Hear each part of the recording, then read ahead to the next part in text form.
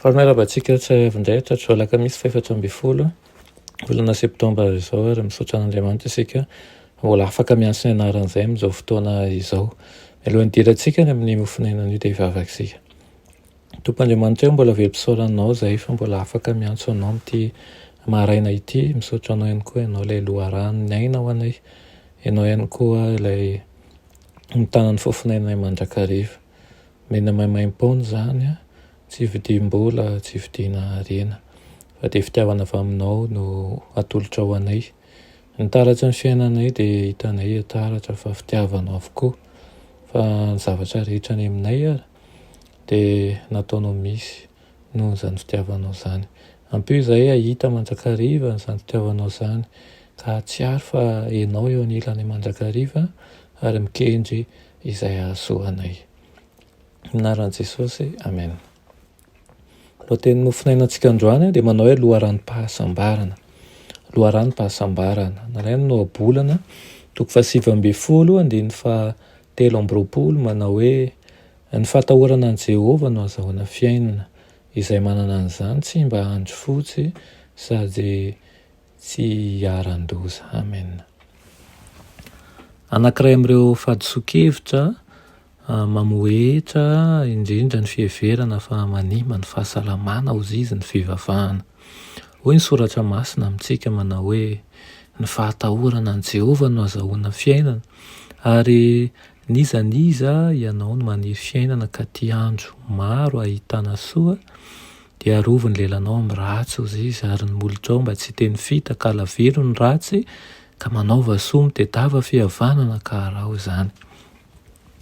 Mampirindra indray ny fihavanan'ny olona mididina Andriamanitra ara-nofo sy ara-tsaina ary ara-panahy ny fivavahana marina. Miteraka fifehezan-tena sy fahatoniana ary fahalalana onona izy. Manandratra ny saina sy manitsy ny fanombanan-javatra ary manamasina ny fahaiza mananjalanja ny fivavahana, azahoan'ny fanahy manandrana mialoha ny fahadiovan'ny lanitra izy.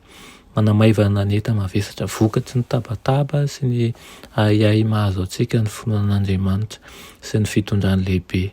Ampiky ny fahafanam-po, ny fifaliana ny fony, na toerana farany ambony io na toerana farany ambany indrindra aza ny misy azy. Mahasalama sy mahalava andro iainana ary mampiravoravo ny fo amin'ny fitahian'ny lanitra rehetra ny fivavahana. Manokatra ny fiainana higoka amin'ilay loharan'ny pahasambarana tsy mety ritra izy, fa adosoana be vava sy tsy rariny loatra no ataon'ny olona izay miasa sy misaina manohatra ny sitrapon'Andriamanitra amin'ny fanahiny.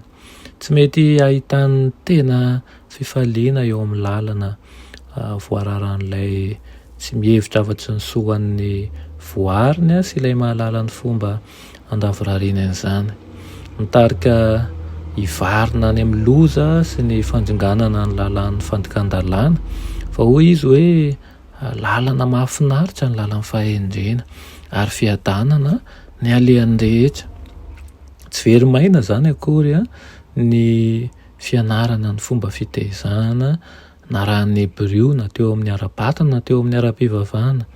Mampalahelo fa tsy raisina velively amin'ny tena tombam-bidiny izany, indrindra moa ny mikasika ny firaisana ety tsy azo sarana misy eo amin'ny toetsika ara-panahy sy ara-tsaina etsy an-daniny ary toetsika ara-batana koa etsy ankilany. Inona moa izany ny zava-dehibe ho an'ny tanora mihoatra ny fandinihana ny rafim-batana, mahatalanjona nanantsika sy ireo lalàna mifeny fanolokoloana azy tanteraka.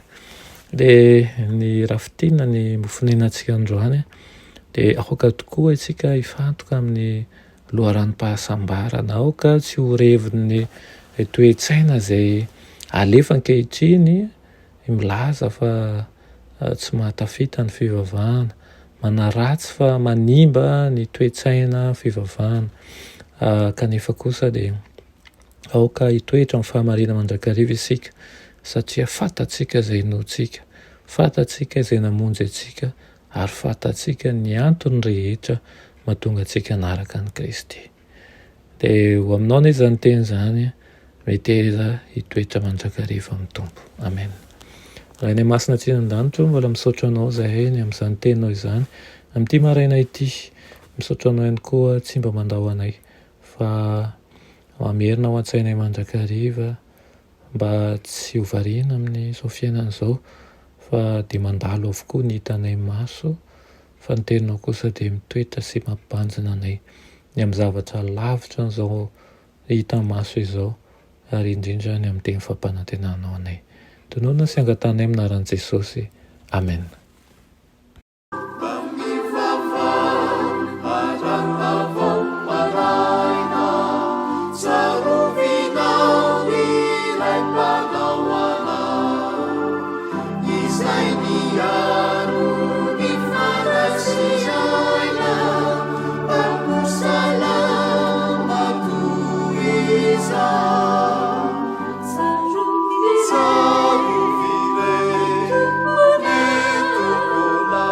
Savior.